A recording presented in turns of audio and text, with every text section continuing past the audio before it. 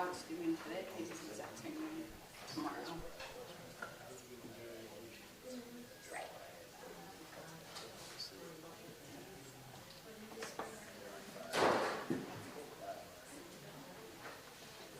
Right.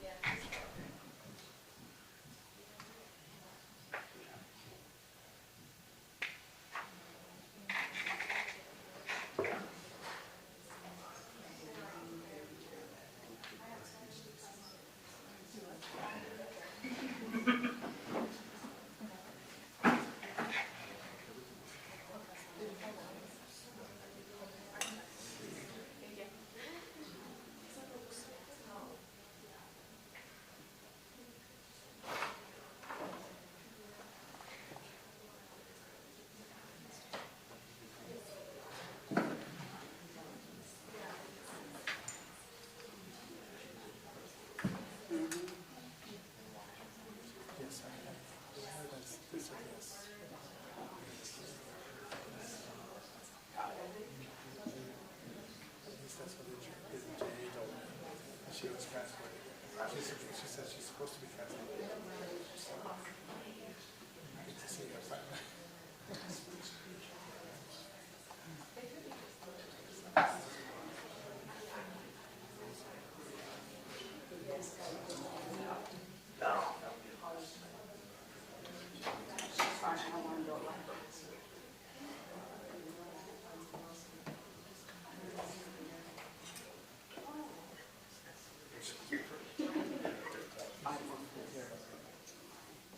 Right.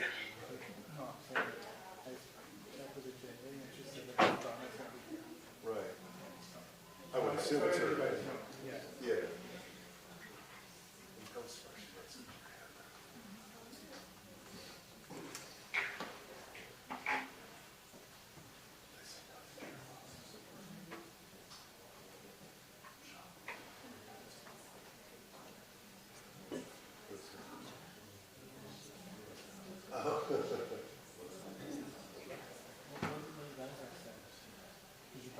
No. I'm gonna send it to the administrator. Yeah. With the court admin? Oh, right. We need to just add that to the list. It was like, oh. Is that what you already said? And?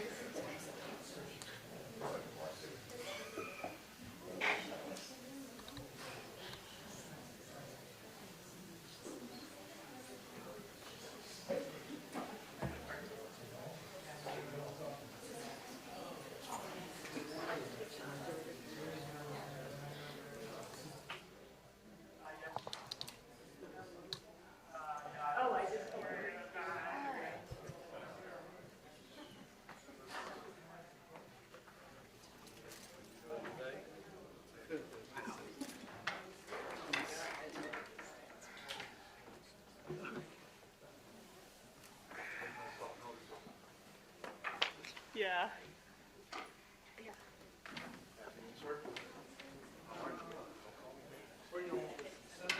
Alright, we've had quite a few new people come in. This is just a reminder. Oh, it's fine. Wherever you want. Absolutely no cell phones for Judge and me out in this courtroom. Other than the few media people that he has pre-approved, and we have already talked to them. So, if your cell phone is out, you will be asked to leave the courtroom by one of the deputies. wants all of your cell phones placed in your purse or your pockets, not out, because there is no audio recording, there is no video recording, and there are no still photographs allowed other than the media who we've already talked to.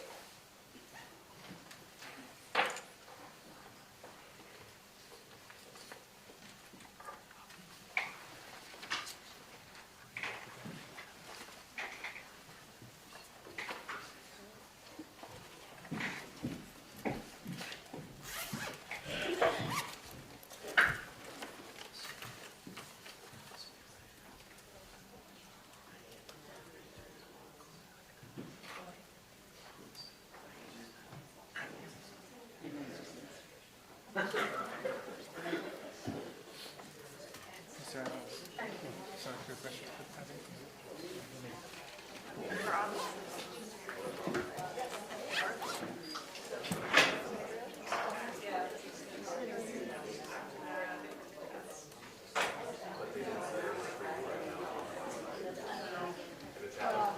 They do say in the office.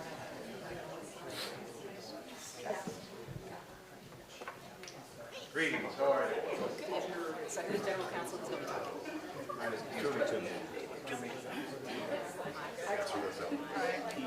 Okay. I haven't asked for that exactly, right?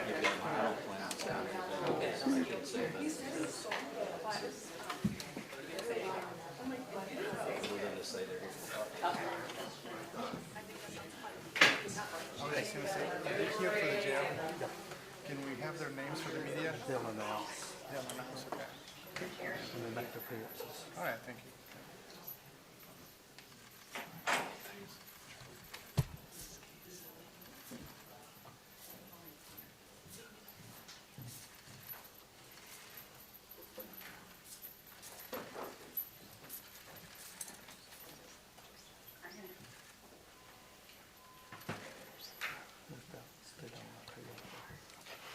Thanks.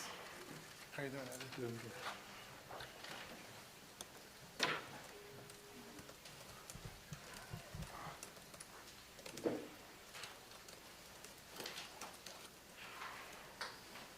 If you need to scoot and stand, okay.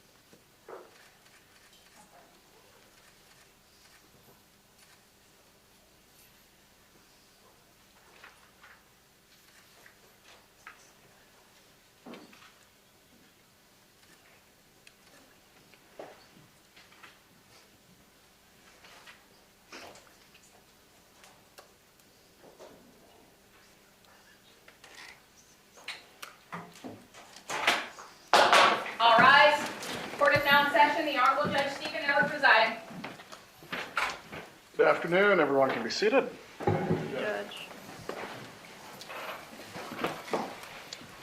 Before we get going, I'm going to log into Zoom. I believe Ms. Kappelman, the alleged victim's family, is waiting to view the proceedings on Zoom. Yes, Your Honor. All right, let me get signed in. And from there, we'll get started.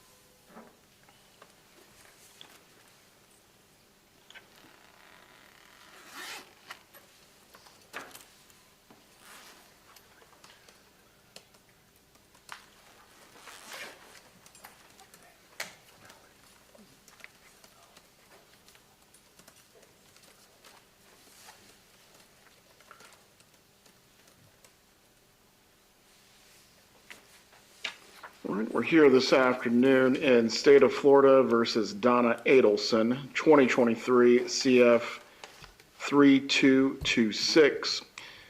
Counsel of record as to each party may make their appearances. Georgia Kappelman and Sarah Catherine Dugan for the state. Marisol Descalzo on behalf of Donna Adelson, who's present in court and seated to my left. Mr. Pimentel, Mr. Toomey, go ahead. Greg Toomey, Your Honor, for both the Sheriff's Office and, yes, Sheriff, the medical provider in the jail. Sheriff's Office General Counsel James Pimentel. All right. For everyone that is observing on Zoom, please do not interfere with the hearing. Of course, you may observe as to everything that takes place. Mr. Scalzo, I've reviewed your emergency motion to enjoin the jail. Is there any further argument or testimony that you wish to take in support of your motion? Your Honor, I'll just add to supplement to my motion, which was filed last week, that we are now on day 22 of direct observation. Mrs. Adelson continues unable to participate in her defense. She's not permitted any papers. I cannot mail her anything. I did have a call with her on Friday, but only because Mrs. Kappelman facilitated it for me. And on that call, it was not a private call. Ms. Adelson was forced to put me on speakerphone with guards listening. There is just no way that Mrs. Adelson can prepare for her defense in this manner. All right, there is one question that I had specifically as to this issue, and I noticed within your pleading that you had quotes from your client and also some observations of what has been taking place with the correctional staff. Are you alleging that you have no ability to access your client or that there is limited contact with your client? No, Your Honor, I'm not saying that there is no ability. The direct observations that are contained within my motion were not observed by myself, but Daniel Rashbaum, Charlie Adelson's attorney, had a visit with Charlie Adelson, and he was able to swap it out for Miss Donna Adelson the week of, I think, November 27th or 28th. So he was able to have that conversation with her in person. I've had a conversation with her, like I said, over the phone. I have been told that I can do a 60-minute increment visit with her in person. There is no video visitation ability. So I would say that my ability to meet with her is limited. It's not non-existent. However, my ability to share, for example, discovery, paperwork, the motion I filed with Ms. Adelson is non-existent because she's not permitted to have paper. Very well. We'll take up the other aspect of this in a moment, actually, which deals with the level of confinement and what is going on with it. Ms. Kappelman, does the state have any argument to make concerning this matter?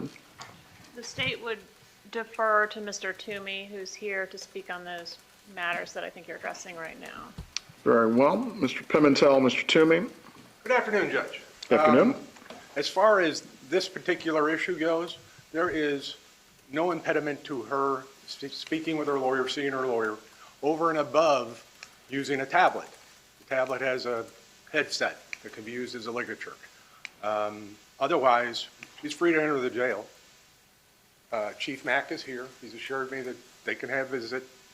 I don't understand the problem that is perceived, but there is no impediment to an attorney-client visitation. Am I correct? The first question, we'll have Chief Mack give some testimony, so that way we have a clear record. But the level of confinement and also the current restrictions that are in place, are these because there were, at some point, statements alluding to self-harm during the jail phone calls? And at booking here. When she was booked into the jail here, she made a statement that she wanted to die. Now, before she was arrested in Miami, she also had a phone call with her son, who's obviously in jail here, 25-minute phone call. I've personally listened to it. She very clearly spoke about a plan to kill herself using sleeping pills.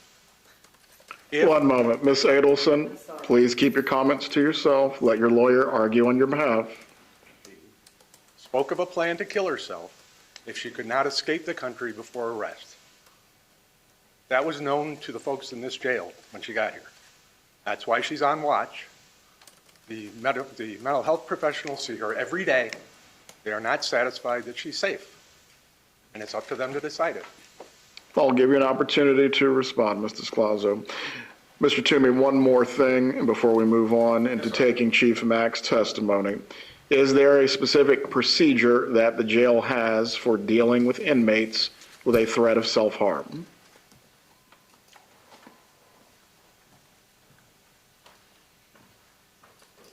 Chief Mack, let me swear you in. Do you swear or affirm the testimony you're about to give will be the truth? Yes, sir. If you can explain to me what the procedure is, Chief Mack, and from there, Mr. Toomey, Mr. Pimentel, I'll allow you to direct Chief Mack on any other matters you believe to be pertinent. Go ahead, sir. Okay. Anytime anyone makes a statement or we get evidence of someone wants to actually harm themselves, they're placed on direct observation. On direct observation, they receive a smock as well as a suicide blanket. And they're placed in an isolated room. It's just direct observation is what it really is. So we have a staff member outside the door that actually watches them around the clock to make sure they don't cause any harm to themselves. When are the individuals who are under this status reevaluated for going back to general population? That's done daily with yes care personnel. Mr. Toomey, if you have any further examination for Chief Mack, I'll allow you to do so at this time. Very briefly. Chief, is there a way for someone that's on suicide watch to have a direct visit with their lawyer? Yes, we will pull the individual from the particular area that they're housed in and put them in an office with just the attorney. And Are there any remote capabilities for someone who is in the suicide or close watch observation wing? Remote capabilities? As far as phone calls, Zoom, tablets, things of that nature? That person will be escorted to an office where we can actually see through the door, a glass window, and the officer will stand on the outside and just watch them from the outside. And this is related to any concerns you have about self-harm? Yes, that's because of we just keep constant view, keep them in vision to make sure that they don't do anything or pick up anything they can take back to the room and harm themselves later. Mrs. Scalzo, do you have an examination for Chief Mack? I do, Your Honor. May I proceed, Your Honor? You may. Thank you. Would you like me to proceed from here? That's fine. Thank you, Your Honor. Chief Mackey, am I pronouncing that correctly? Mack. Chief Mack. Chief Mack. Have you listened to this 25-minute call that Ms. Adelson had before she was arrested? Not in its entirety. I actually heard the portion where she was speaking of wanting to do a pact with her husband. I'm assuming that's who individual was. Chief Mack, do you participate in the decision on whether Ms. Adelson needs to remain on direct observation? No, ma'am, that's a medical. Okay, is the medical person that makes that decision a psychiatrist or another person? That's Dr. Sapp. So is Dr. Sapp a psychiatrist? Yes. Okay. Do you know if Dr. Sapp has examined Ms. Adelson? She advised me that she spoke with her on different occasions or been around the area while another clinician was talking with her. Well, how is Dr. Zapp? Sapp. Zapp. How is Dr. Zapp? Sapp.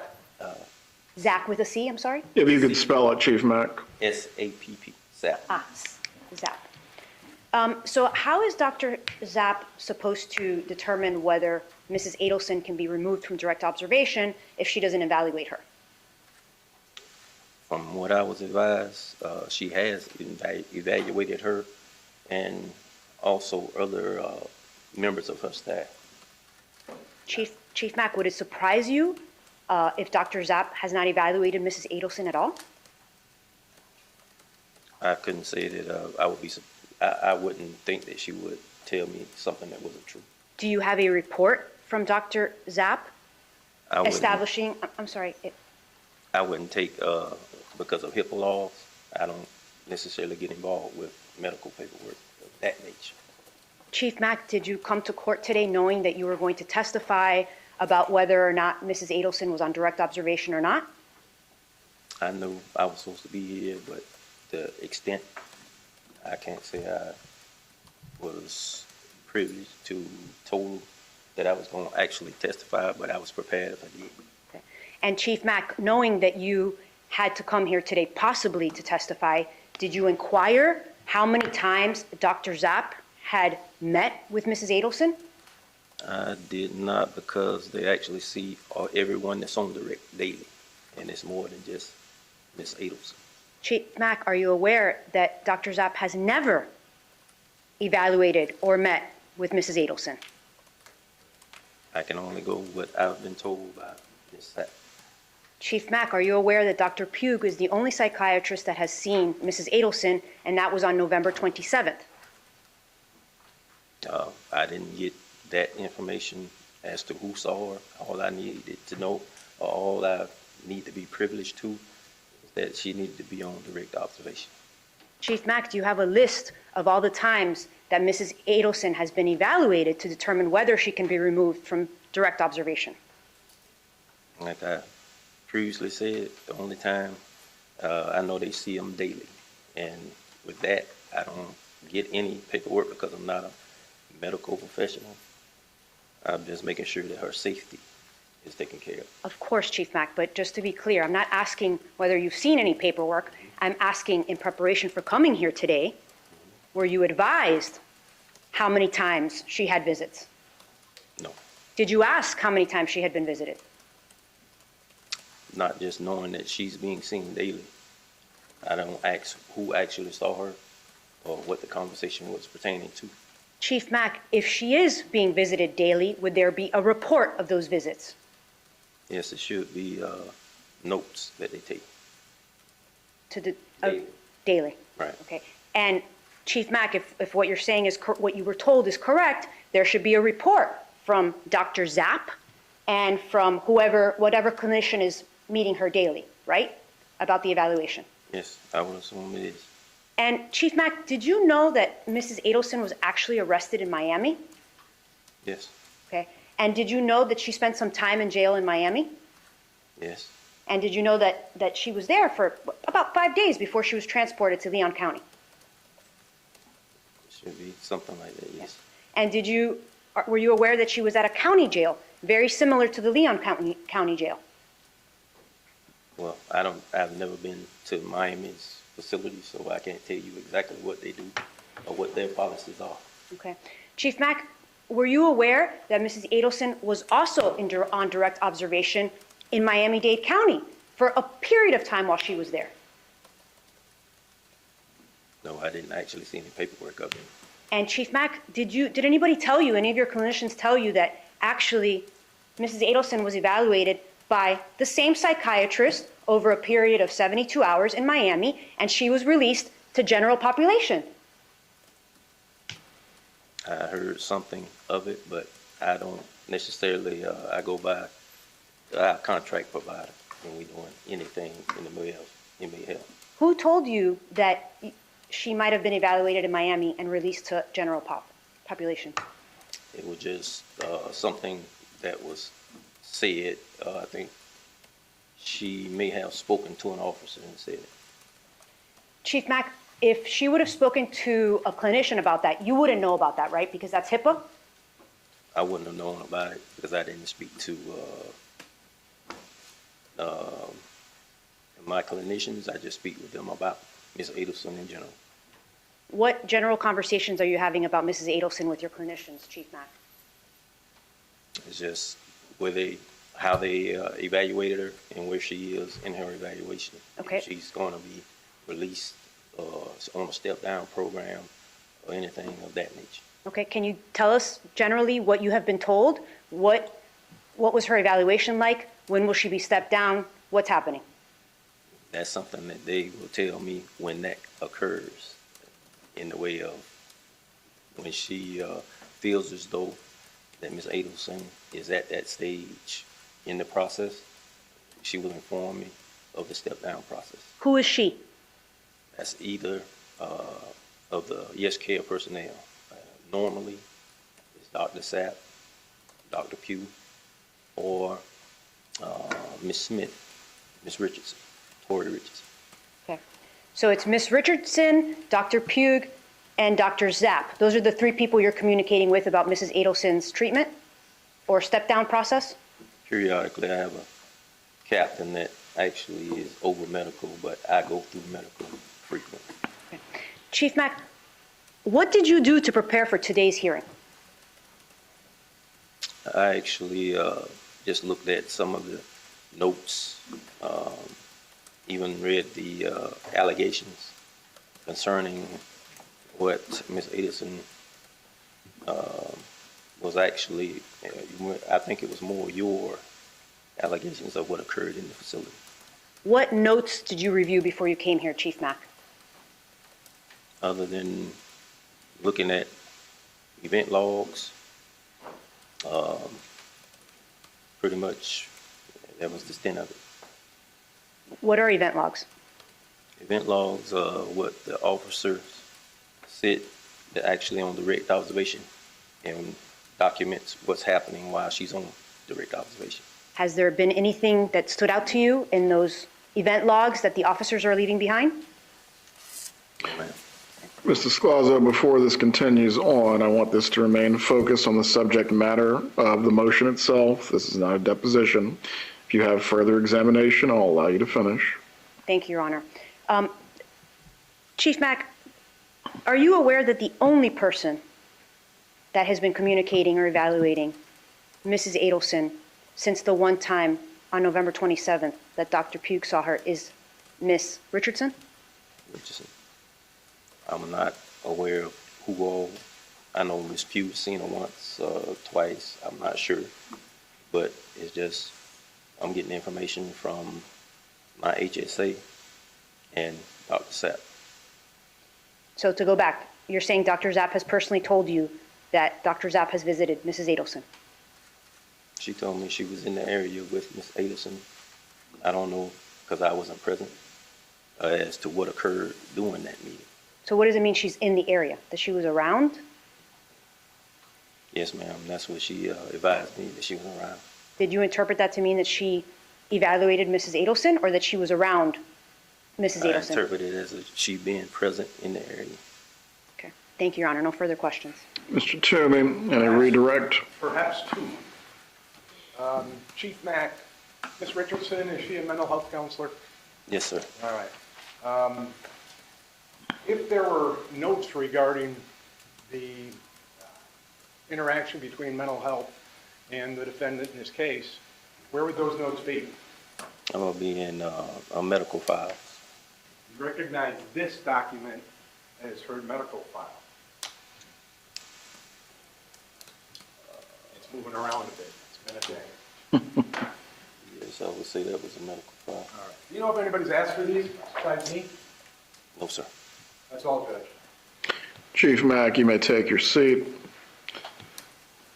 Mr. Toomey, the place I did want to start with there being a procedure in place is to assure that this is not random or arbitrary. Is there a procedure with regard to inmates with self-harm concerns or direct observation? There is. It's standard in each and every jail. It is that until a mental health counselor or another mental health provider, like a psychiatrist or psychologist, is assured that that person does not possess or present a risk of self-harm, then they stay on that status.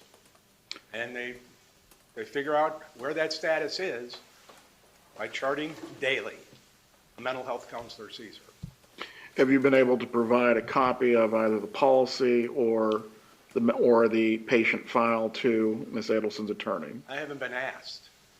I can tell you, before this motion was written, no one has asked for these medical records because I am the final arbiter in this state for this client.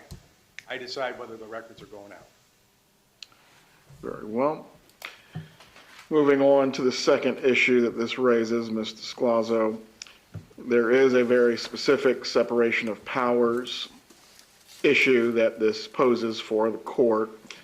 The sheriff runs the jail, I run my courtroom.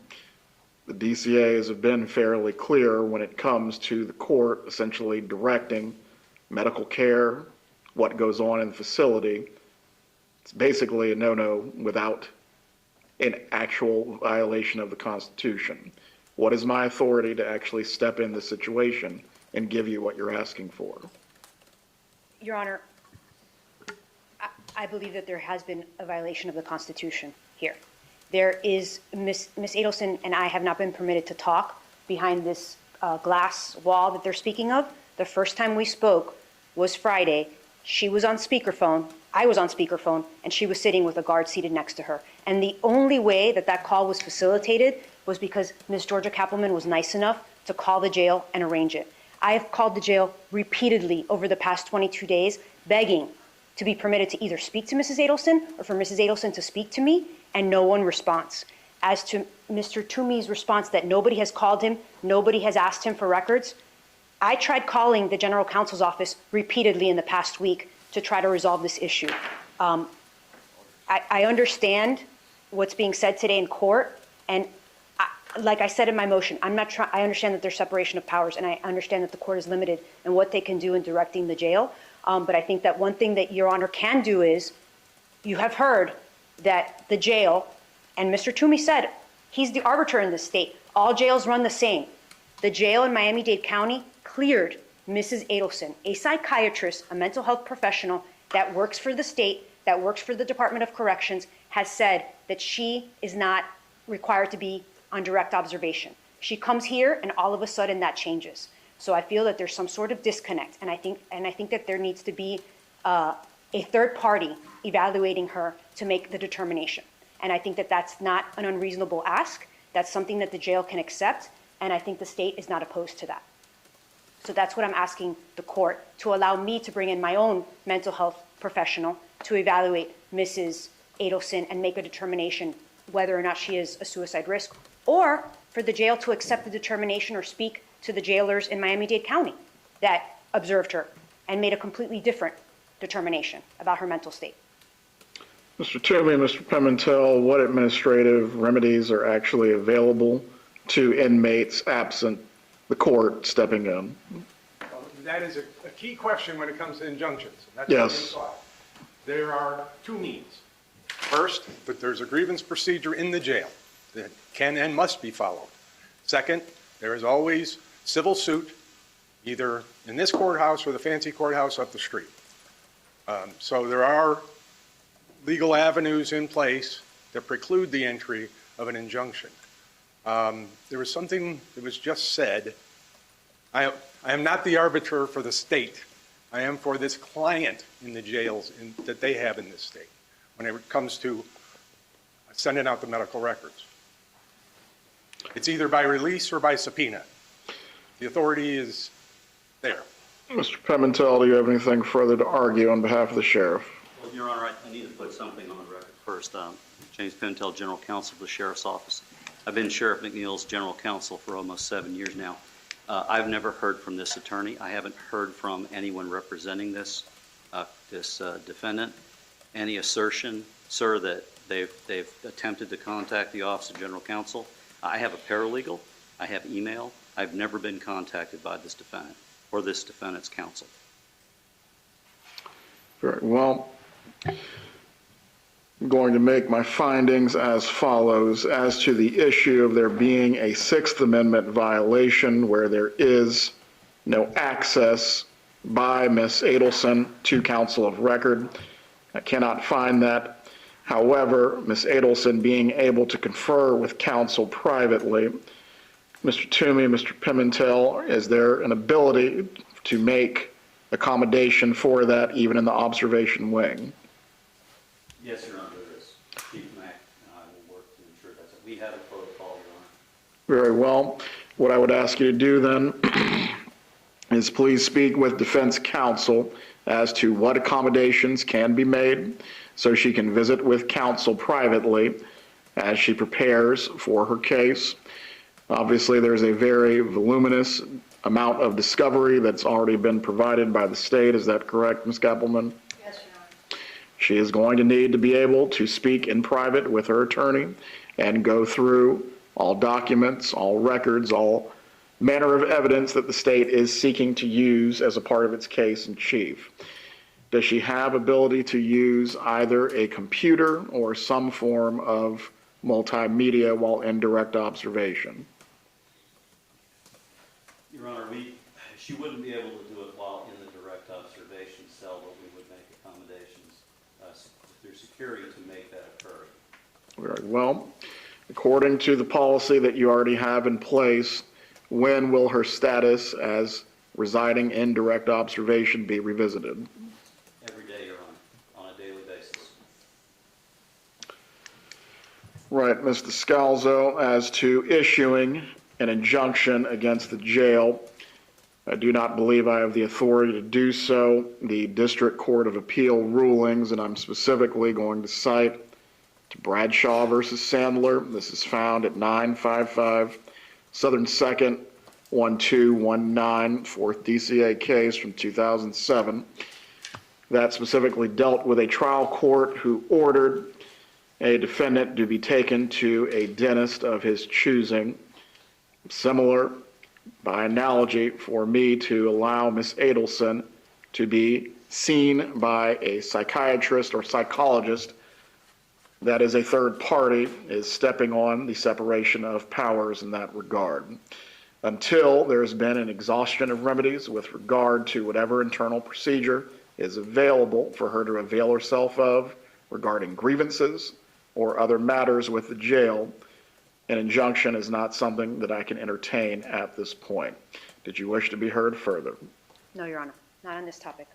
Ms. Kappelman, did you have anything further you wish to argue on behalf of the state? No, Your Honor. Right, Mr. Toomey, Mr. Pimentel, and Chief Mack, if you can get with defense counsel, I think that will eliminate next time the need to have any hearings on a basis such as this. Obviously, Ms. Adelson wants to prepare for her trial. She is entitled to do so, but the sheriff runs the jail. I fully recognize that, and I respect that. Do you wish to be heard further? Nothing further, Your Honor. Right, let's move on to the matter of the arraignment, also why we were here this afternoon as well. Excuse, Judge? You are excused. Your Honor, before they're excused, I would like them to provide me, yes, their business card so that I may contact them. Thank you. That's fine. I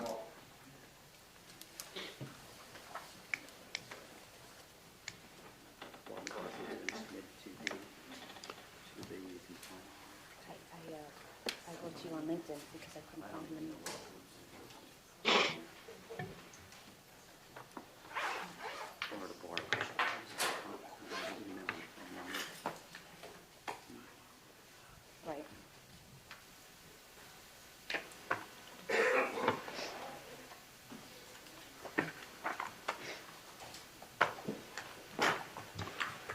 As to the matter of the arraignment, does your client waive the reading of the indictment?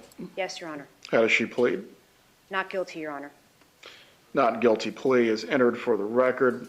While we're here, we might as well have a brief case management as well. Ms. Kappelman, I believe you stated you've already provided discovery to the defense. Yes, Your Honor. Mr. Scalzo, realistically, how much time do you think it's going to take you to go through what you've already received?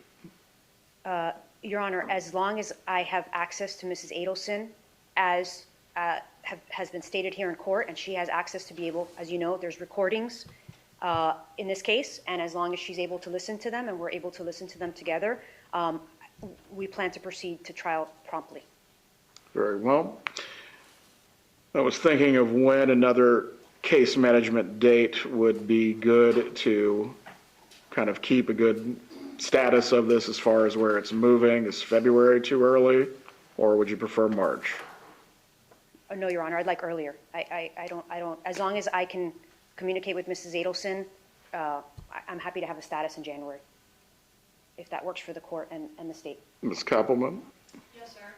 Will you be available in January? I definitely don't want to push too hard too fast, but once we get locked into a trial date, absent there being good cause, we're really not going backwards. So I want you to give me realistic estimates as far as how much time it's going to take to prepare. As far as any depositions that you're already aware of that you are going to take in this matter, have you identified those? Have you noticed any? No, Your Honor, because I have not been able to discuss that with Mrs. Adelson. Very well. We'll pick back up with this then in January for status. Cheyenne, if you could give me the dates for January. January 9th or 10th. All right, we'll put it on January 9th. I believe that's Ms. Dugan's docket date. January 9th at 2:30. You may appear by Zoom if you need to. And we'll readdress the matter then. Does either party have anything further to address concerning case management, at least for today? Nothing from the state, Your Honor. Nothing further, Your Honor. We are in recess. For everyone on the Zoom, I am about to turn it off. That was the conclusion of the hearing. Have a good afternoon. I'll give it to you. Every day say, I don't belong to that observation. Okay? That's how you do it. Okay? And I'm going to figure out what's happening here. Did you?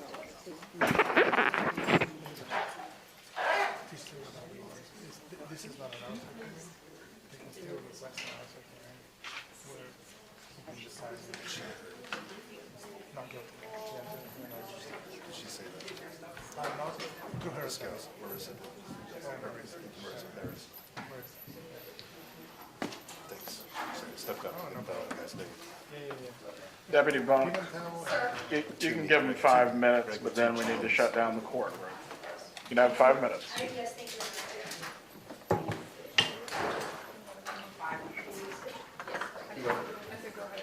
Oh, thanks. I changed your profile image. That one I showed you.